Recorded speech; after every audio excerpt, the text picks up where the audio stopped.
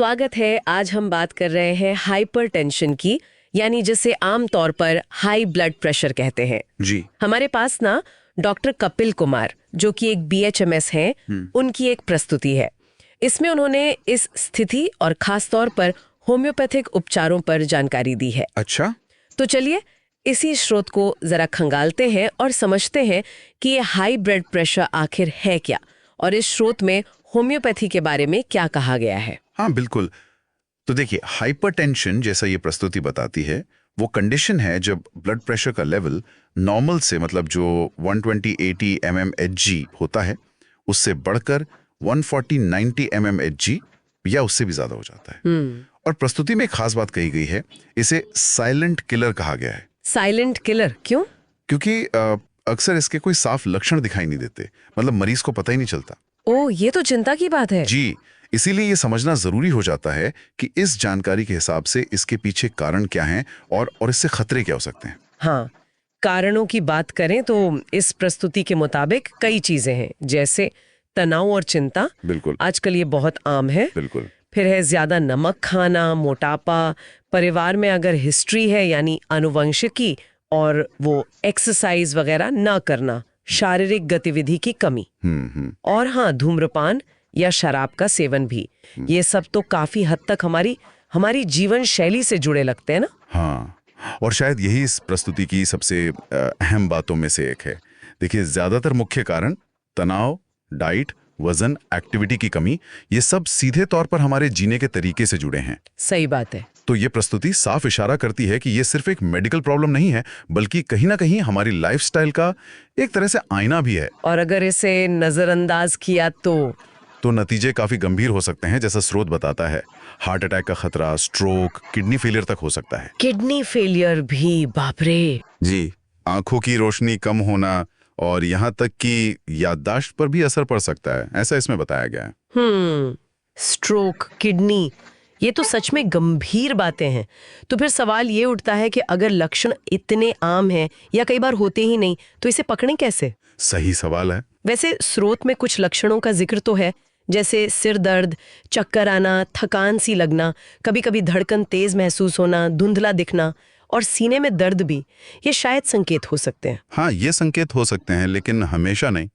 इसीलिए निदान के लिए ये प्रस्तुति नियमित ब्लड प्रेशर जांच पर बहुत जोर देती है, रेगुलर चेकअप। अच्छा। इसके अलावा ईसीजी, मतलब जो दिल की इलेक्ट्रिकल एक्टिविटी देखता है, इकोकार्डियोग्राफी, जो दिल का अल्ट्रासाउंड जैसा होता है, और खून और पेशाब की जांच, इन तरीकों का भी जिक्र है।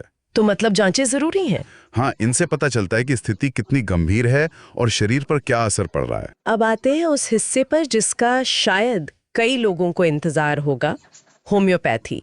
इस प्रस्तुति में इसे एक उपचार विकल्प के तौर पर रखा गया है। जी। लेकिन एक बात साफ कही गई है कि होम्योपैथिक इलाज पूरी तरह से व्यक्तिगत लक्षणों पर आधारित होता है और डॉक्टर की सलाह और देखरेख बहुत जरूरी है। हाँ, ये बहुत महत्वपूर्ण बिंदु है।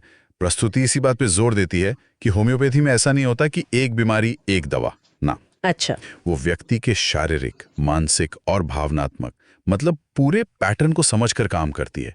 हर व्यक्ति अलग है, तो उसका इलाज भी अलग होगा। इसीलिए डॉक्टर की सलाह अनिवार्य बताई गई है। और इसी व्यक्तिगत नजरिए को समझाते हुए प्रस्तुति कुछ दवाओं के नाम उदाहरण के तौर पर देती है, जैसे क्रैटिगस, ऑक्सियाकांथा। ये शायद दिल को ताकत देने के लिए बताई गई है। हाँ, क्रैटिगस को हार्ट टॉनिक माना जाता है होम्योपैथी में, खासकर जब थकावट भी हो। और ऑरम मेटालिकम, ये शायद तब जब हाई बीपी के साथ मानसिक तनाव या डिप्रेशन जैसा हो। जी बिल्कुल।